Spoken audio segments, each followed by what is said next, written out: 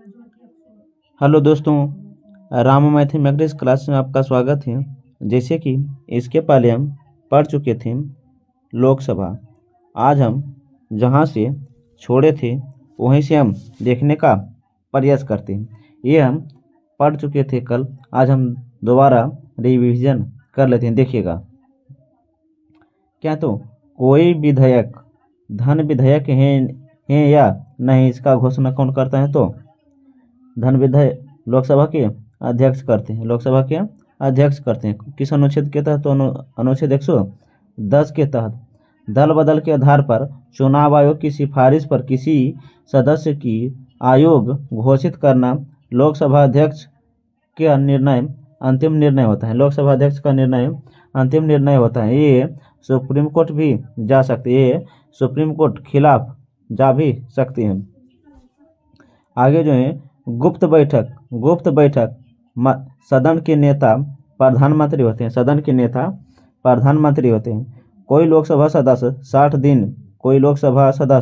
60 दिन बिना सूचना दिए अनुपस्थित रहने पर उसकी सदस्यता समाप्त हो जाती है। लोकसभा सदन की सदस्यता कार्यवाही लोकसभा स्पीकर के नाम से होगा। लोकसभा के स्पीकर के नाम से होगा। लोकसभा भंग होने पर लोकसभा स्पीकर इस्तीफा नहीं देते हैं। लोकसभा भंग होने पर लोकसभा के स्पीकर इस्तीफा नहीं देते हैं। आर्टिकल अनुच्छेद 101 की 1 निर्णायक मत देता है बराबरी की स्थिति में। अभी तक ऐसा नहीं हुआ। अनुच्छेद 118 लोकसभा स्पीकर संयुक्त अधिवेशन की अध्यक्षता करता है। संयुक्त अधिवेशन की अध्यक्षता करता है अनुच्छेद 118 के तहत। आर्टिकल 108 संयुक्त अधिवेशन राष्ट्रपति बोलाता है साधारण विधायक के मत पर। देखिएगा आगे जो है, देखिए क्या है, तो देखिए क्या है आगे। देखिएगा संयुक्त अधिवेशन अब तक 3 बार लगे हैं। संयुक्त अधिवेशन अब तक कितने बार लगे हैं? तो 3 बार। संयुक्त अधिवेशन का प्रावधान जो है ऑस्ट्रेलिया से लिया गया। कहाँ से लिया गया? तो ऑस्ट्रेलिया से लिया गया। दहेज प्रथा एक्ट 1861, बैंक सेवा आयोग 1977, आतंकवादी विरोधी अधिनियम 2002 है। संयुक्त अधिवेशन कब नहीं लाया जा सकता है? धन विधेयक पर संविधान संशोधन पर। लोकसभा की बैठक की समाप्ति 3 प्रकार से होती है: स्थगन, सत्रावसान, लोकसभा भंग। लोकसभा स्पीकर संसदीय समिति के अध्यक्ष की नियुक्ति करता है। लोकसभा सचिवालय लोकसभा के स्पीकर के प्रति उत्तरदायी होता है। लोकसभा के प्रति नहीं। लोकसभा सचिव की नियुक्ति लोकसभा स्पीकर करता है। लोकसभा स्पीकर करता है। देखिएगा आगे क्या है, देखिएगा इसी में है। देखिएगा आप क्या चीज का वर्णन है। देखिएगा लोकसभा सचिव का कार्यकाल 60 वर्ष तक होता है। 60 वर्ष तक होता है। सभी प्रशासनिक कार्य तो प्रशासनिक कार्य। लोकसभा स्पीकर तय करता है कि प्रधानमंत्री के साथ साथ कौन विदेशी दौरे पर जाएगा। संसद भवन में कोई भी परिवर्तन लोकसभा स्पीकर की अनुमति से होगा। संसदीय मामलों में अंतिम निर्णय लोकसभा स्पीकर का होता है। आर्टिकल 94 लोकसभा स्पीकर को हटाने का अधिकार लोकसभा अध्यक्ष को है। इसमें 50 प्रस्तावक सूचना 14 दिन पूर्व, और जो बहुमत होता है 2/3 बहुमत से जो पास होता है। आर्टिकल 92 में कहा गया है लोकसभा स्पीकर को हटाने का विचारधारण। लोकसभा स्पीकर को हटाने का विचारधारण। लोकसभा स्पीकर पीठासीन अधिकारी नहीं रहता है। लोकसभा का सदस्य रहता है। पहले लोकसभा स्पीकर गणेश वासुदेव मालवांकर थे, गणेश वासुदेव मालवांकर थे, जिसके खिलाफ अविश्वास प्रस्ताव लाया गया था, जिसके खिलाफ क्या लाया गया था, अविश्वास प्रस्ताव लाया गया है, लेकिन यह पास नहीं हुआ, लेकिन यह पास नहीं हुआ है। आर्टिकल 95 में कहा गया है लोकसभा उपाध्यक्ष लोकसभा अध्यक्ष के रूप में कार्य करते हैं। लोकसभा उपाध्यक्ष लोकसभा उपाध्यक्ष के रूप में कार्य करते हैं। आप इसे याद रखिएगा। देखिएगा आगे क्या वर्णित है, देखिएगा, देखिए क्या है, देखिएगा, देखिए, देखिएगा 1921 के तहत लोकसभा अध्यक्ष फेडरल व्हाइट हैं, लोकसभा अध्यक्ष फेडरल व्हाइट हैं। लोकसभा उपाध्यक्ष सच्चिदानंद सिन्हा, लोकसभा उपाध्यक्ष सच्चिदानंद सिन्हा थे।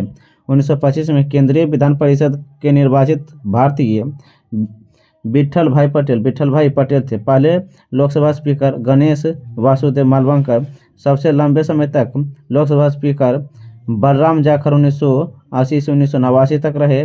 सबसे कम समय तक लोकसभा स्पीकर नीलम संजीव रेड्डी, जो बाद में राष्ट्रपति बनी। प्रथम महिला लोकसभा स्पीकर मीरा कुमार, जो 15वीं था। दूसरी महिला लोकसभा स्पीकर सुमित्रा महाजन, जो 16वीं था। वर्तमान लोकसभा में स्पीकर ओम बिरला, जो 18वीं है। प्रथम महिला लोकसभा सचिव स्नेहलता श्रीवास्तव है। कौन? तो स्नेहलता श्रीवास्तव है। आप इसे याद रखिएगा। देखिएगा आगे क्या चीज़ का वर्णन थे, देखिएगा, देखिएगा लोकसभा उपाध्यक्ष क्या है, तो लोकसभा उपाध्यक्ष का उल्लेख है अनुच्छेद 93 में। कितना? तो अनुच्छेद 93 में इसका उल्लेख है। देखिएगा आप इसे, लोकसभा उपाध्यक्ष का उल्लेख अनुच्छेद 93 में है। लोकसभा अध्यक्ष के चुनाव की तारीख की घोषणा, लोकसभा उपाध्यक्ष के चुनाव की तारीख की घोषणा लोकसभा अध्यक्ष करता है। लोकसभा उपाध्यक्ष का चुनाव लोकसभा के सदस्यों द्वारा होता है। लोकसभा उपाध्यक्ष का चुनाव लोकसभा के सदस्यों द्वारा होता है। लोकसभा अध्यक्ष लोकसभा के प्रति उत्तरदायित्व, लोकसभा उपाध्यक्ष लोकसभा के प्रति उत्तरदायित्व होते हैं, ना कि लोकसभा के प्रति, ना कि लोकसभा के अध्यक्ष के प्रति, ना कि लोकसभा के अध्यक्ष के प्रति। लोकसभा अध्यक्ष जिस समिति का सदस्य होता है, लोकसभा का उपाध्यक्ष जिस समिति का सदस्य होता है वो उसका भी अध्यक्ष होता है। वह समिति का क्या होता है, तो अध्यक्ष होता है, उस समिति का अध्यक्ष होता है। लेकिन आर्टिकल 98 में कहा गया है लोकसभा महासचिव का उल्लेख अनुच्छेद 98 में है। लोकसभा महासचिव की नियुक्ति लोकसभा अध्यक्ष करता है। लोकसभा महासचिव की नियुक्ति लोकसभा अध्यक्ष करता है। लोकसभा महासचिव का कार्यकाल 60 वर्ष की आयु तक है, 60 वर्ष की आयु तक है। लोकसभा महासचिव लोकसभा अध्यक्ष के प्रति जिम्मेवार होता है, जो लोकसभा के प्रति नहीं, लोकसभा महासचिव सभी प्रशासनिक कार्य करते हैं, आप इसे ध्यान रखिएगा। देखिएगा आगे क्या है, तो क्या है, राज्यसभा। क्या है, तो राज्यसभा।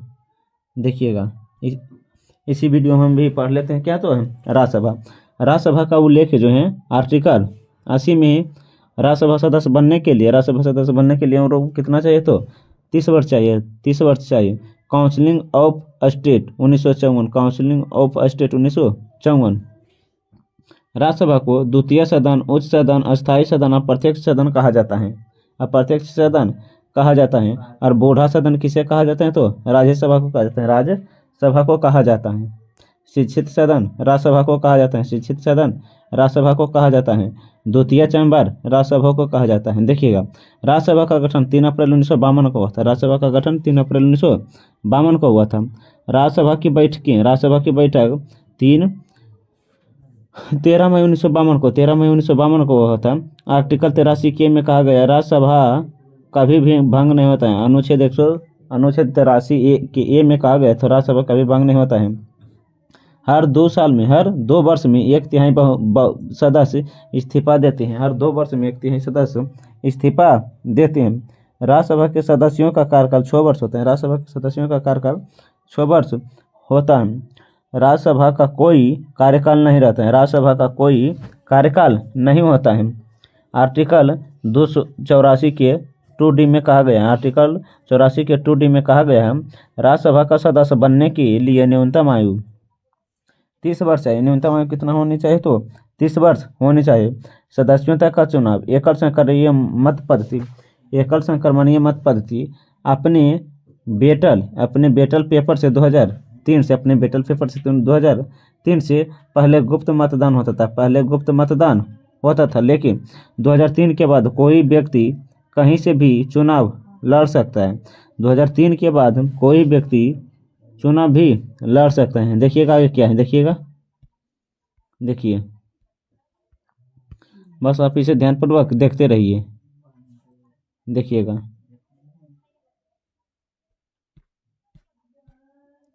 राज्यसभा सीटों का बंटवारा अनुसूची 4 में, सीटों का बंटवारा अनुसूची 4 में है।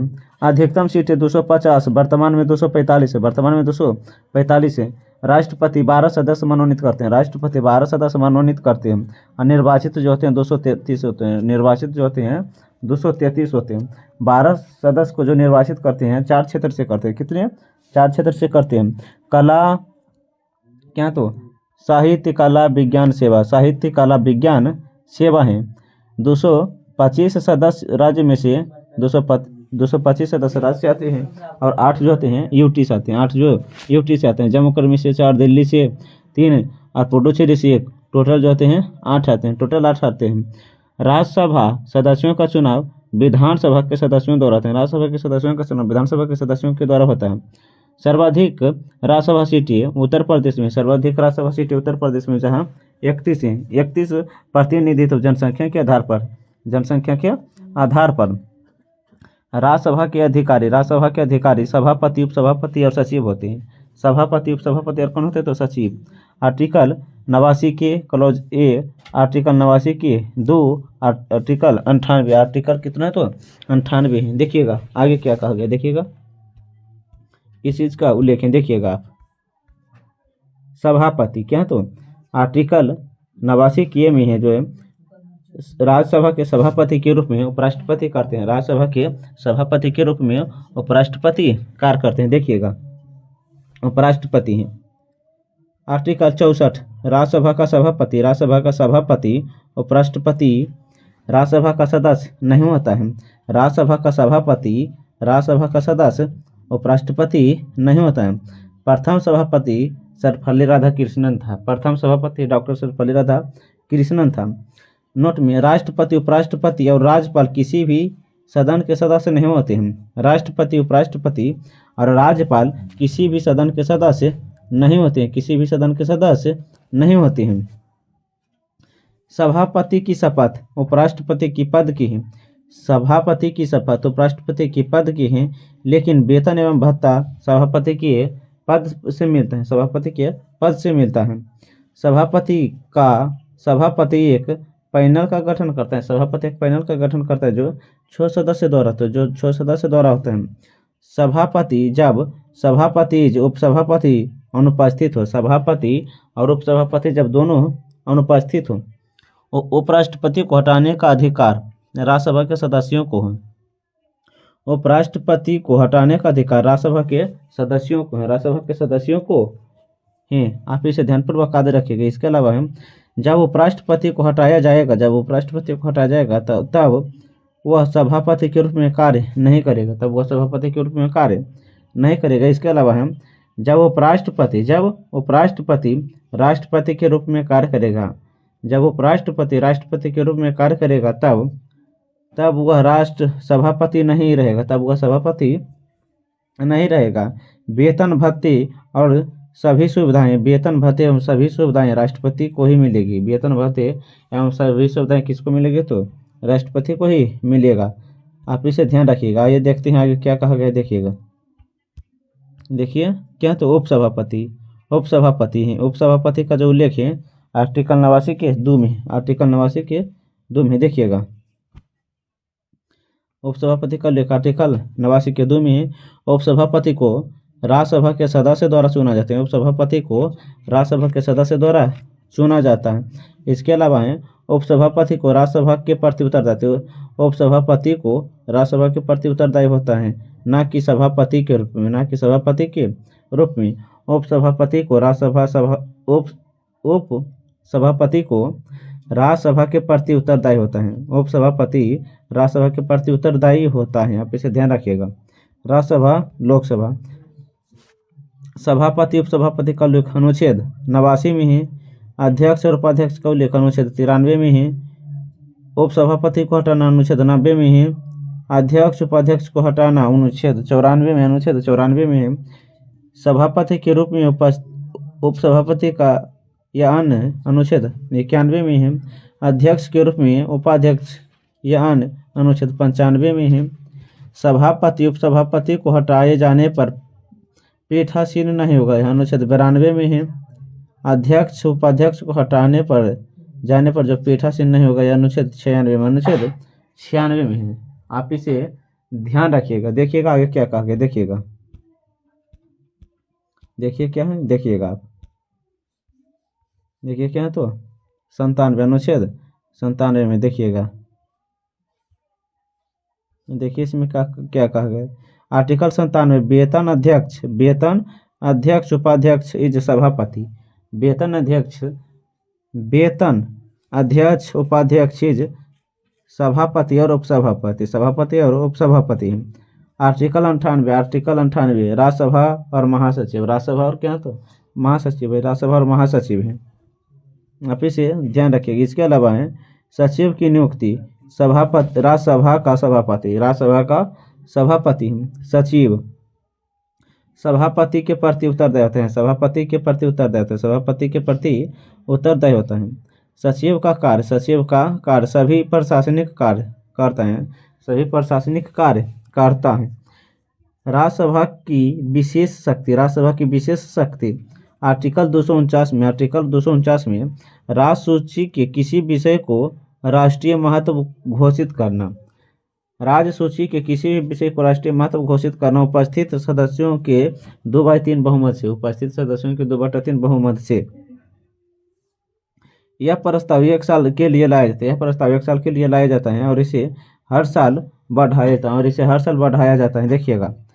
आर्टिकल 312 उपस्थित सदस्यों के 2/3 बहुमत से ऑल इंडियन सर्विस ISPCS जो है IPS 1961 IES जो है 1965 के द्वारा बढ़ाया गया है, 1965 के द्वारा बढ़ाया गया। आप इसे ध्यान रखिए। देखिएगा आगे क्या है, देखिएगा। संसद के क्या है, तो सत्र है। संसद के सत्र का उल्लेख अनुच्छेद 85 में है। संसद का सत्र का उल्लेख अनुच्छेद 85 में, अनुच्छेद 85 में संसद का सत्र का उल्लेख अनुच्छेद 85 में क्या, तो अनुच्छेद 85 में। आप इसे ध्यान रखिएगा। देखिएगा आर्टिकल 85 संसद के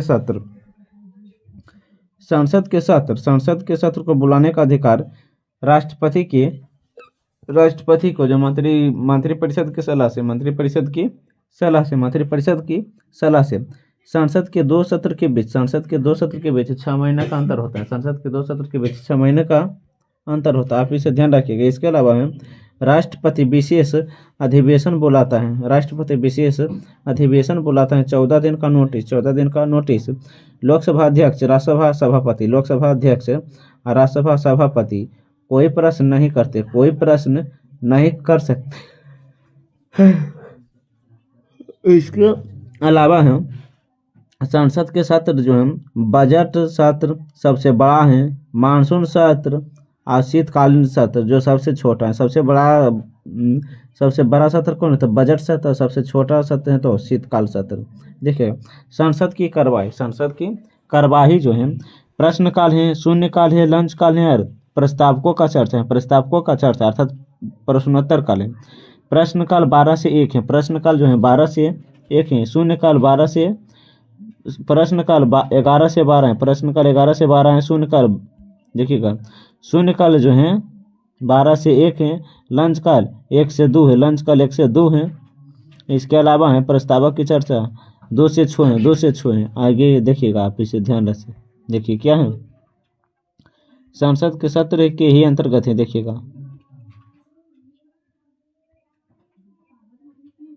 क्या चीज का उल्लेख है। देखिएगा संसद के सत्र को बुलाने का अधिकार राष्ट्रपति को है।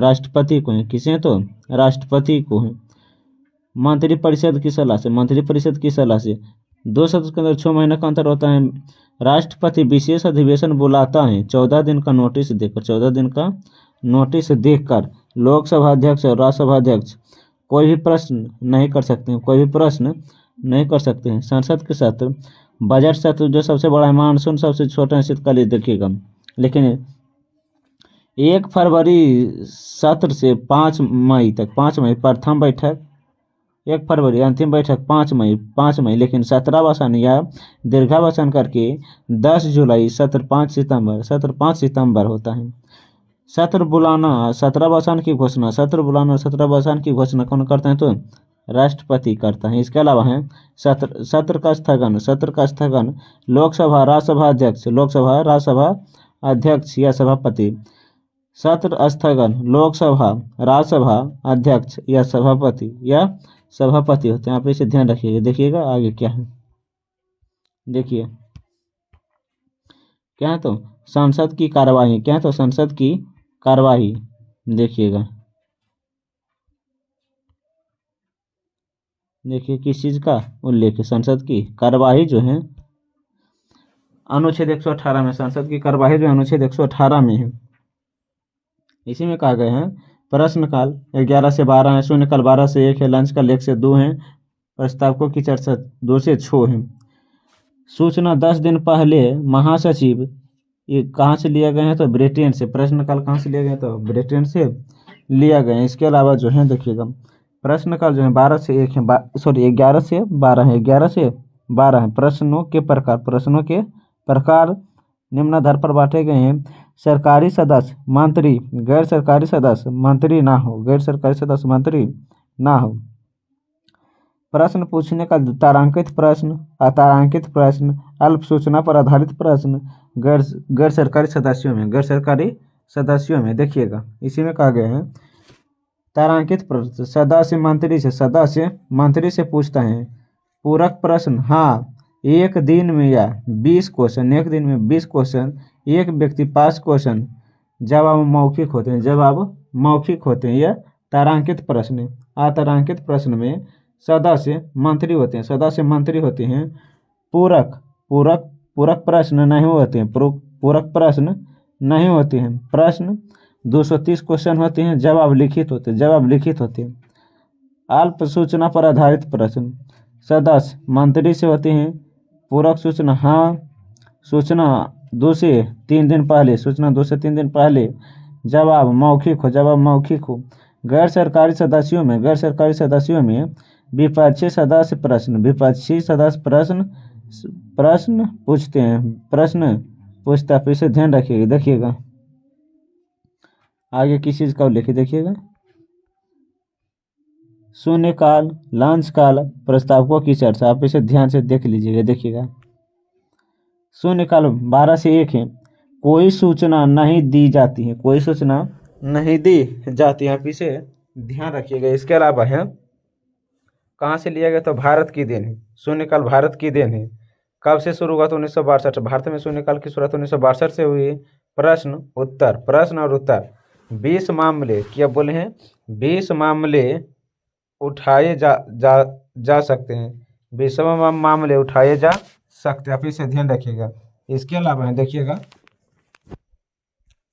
इसके अलावा जो है अविश्वास प्रस्ताव, क्या है? तो अविश्वास प्रस्ताव के अंतर्गत है। देखिएगा क्या है अविश्वास प्रस्ताव, निंदा प्रस्ताव, धन्यवाद प्रस्ताव, अल्पकालीन प्रस्ताव, स्थगन प्रस्ताव। राज्यसभा में कार्यवाही 11 से 5, लोकसभा में कार्यवाही 11 से 6 होते हैं, 11 से 6 होता है। आप इसे ध्यान रखिएगा। देखिएगा आगे क्या है, देखिएगा अविश्वास प्रस्ताव, क्या बोले? तो अविश्वास प्रस्ताव। देखिएगा इसमें क्या है, अविश्वास प्रस्ताव में कहा गया है अविश्वास प्रस्ताव विपक्षी दल द्वारा लाया जाता है। अविश्वास प्रस्ताव विपक्षी दल द्वारा लाए जाते हैं।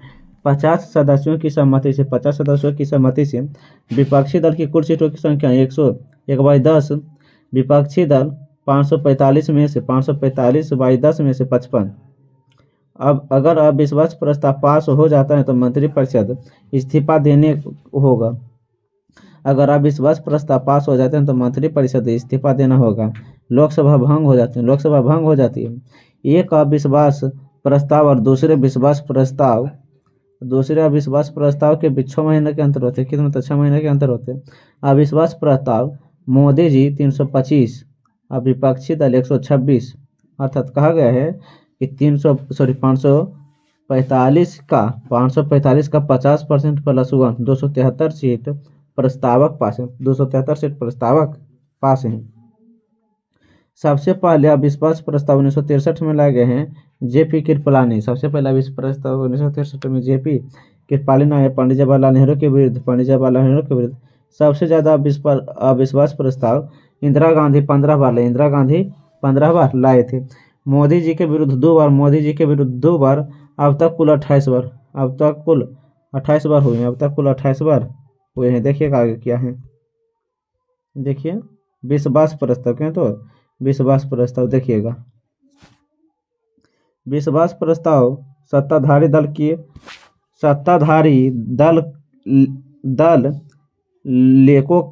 लेको का होता है। विश्वास प्रस्ताव सत्ताधारी दल के नेता का होता है। विश्वास प्रस्ताव सत्ताधारी दल के नेता का होता है। बीपीसी, चरण सिंह, चंद्रशेखर, अटल बिहारी वाजपेयी ये लोग पास नहीं कर पाए थे। निंदा प्रस्ताव है अगर कोई मंत्री अपना कार्य सही से ना करे, विपक्षी दल से इस्तीफा। अगर प्रस्ताव पास है मंत्रिपरिषद इस्तीफा देना होगा तो तुरंत विश्वास प्रस्ताव लाएगा। विशेषाधिकार प्रस्ताव के अंतर्गत है अगर कोई मंत्री सही पेश नहीं करता है तो उसके विरुद्ध प्रस्ताव लाया जाता है। जैसे कि रक्षा मंत्री राफेल सही जानकारी नहीं देते। देखिएगा अब इसे आगे देखिएगा। 8वां क्या है तो देखिएगा स्थगन प्रस्ताव देखिएगा। स्थगन प्रस्ताव कौन लाता है? कोई भी सदस्य, पक्ष या विपक्ष 50 सदस्यों की अनुमति से अनिवार्य है। जब कोई मुद्दे खर्च चल रहे हैं तो उसे छोड़कर किसी अन्य मुद्दे पर बात करना, जैसे नागरिकता संशोधन अधिनियम, विधेयक को छोड़कर कोरोना वायरस पर चर्चा करना। कितने घंटे तक? तो 1.5 घंटे तक। कितने तो 1.5 घंटे तक। अल्पकालीन चर्चा 2 घंटे की है। अल्पकालीन चर्चा 2 घंटे की है। सार्वजनिक महत्व क्या बोले तो सार्वजनिक महत्व पर हफ्ते में 3 दिन। अचानक किसी मुद्दे पर चर्चा देखिएगा। आधे घंटे की चर्चा 5 PM से 5:30 PM। सार्वजनिक महत्व पर चर्चा 1 हफ्ते में 1 दिन, जैसे पर्यावरण पर चर्चा 1 हफ्ते में 1 दिन। आप इसे ध्यान रखिएगा। देखिएगा इस और क्या गया है तो धन्यवाद प्रस्ताव क्या बोले तो धन्यवाद प्रस्ताव देखिएगा। धन्यवाद प्रस्ताव आर्टिकल 87 राष्ट्रपति विशेष अधिकार मंत्रिपरिषद तैयार करता है, ना कि राष्ट्रपति तैयार करता है। राष्ट्रपति इसे संसद के दोनों सदनों में पढ़ता है। सरकार के भावी योजनाओं को बढ़ाता है। यही धन्यवाद प्रस्ताव लाता है और उसके बाद मतदान करता है। देखिएगा विधेयक जिसे बिल कहा जाता है। आप इसे ध्यान रखिएगा। साधारण विधेयक अनुच्छेद 107, धन विधेयक अनुच्छेद 110, वित्त विधेयक और क्या क्लॉज 117 के 1 और क्लॉज 117 के 2, संविधान संशोधन अधिनियम 368 के तहत। देखिएगा आप इसे ध्यान से रखिएगा। देखिएगा देखिए क्या तो साधारण विधेयक क्या बोले तो साधारण विधेयक। देखिएगा पूछेंगे साधारण विधेयक का उल्लेख किस अनुच्छेद में तो अनुच्छेद 107 में है। दोनों सदन लोकसभा या राज्यसभा में किसी एक में लाया जा सकता है, किसी एक में लाया जा सकता है। बिल, लोकसभा या राज्यसभा। पास, प्राइम मिनिस्टर, किंग। आर्टिकल, अधिनियम या कानून।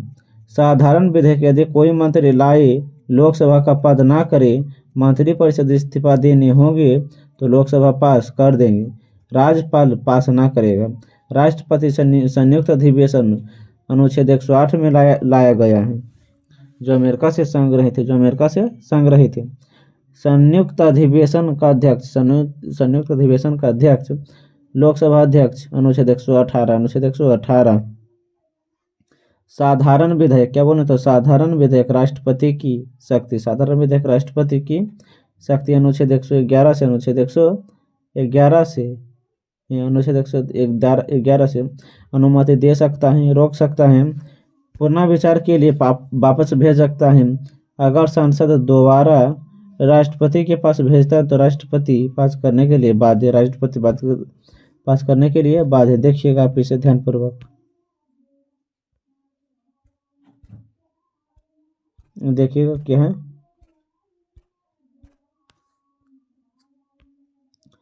वित्त विधेयक है तो वित्त विधेयक देखिएगा,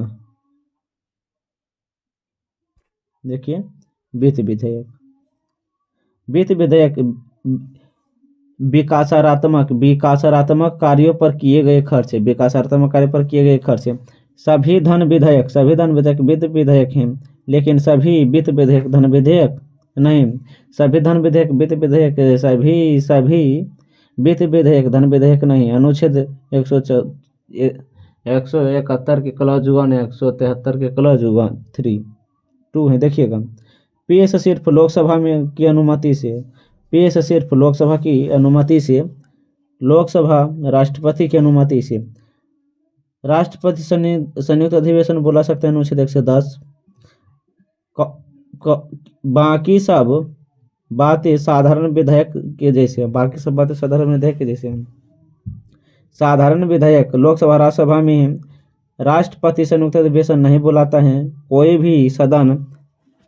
भी सदन मना भी कर सकता है। संयुक्त अधिवेशन अब तक 3 बार हुए हैं, देखिएगा। दहेज एक्ट 1961, वैकिंग सुधार 1978 और क्या तो पट्टा अधिनियम 2002 के द्वारा लाए गए। देखिएगा आगे क्या है।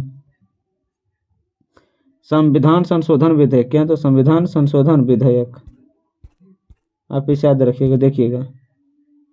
संविधान संशोधन विधेयक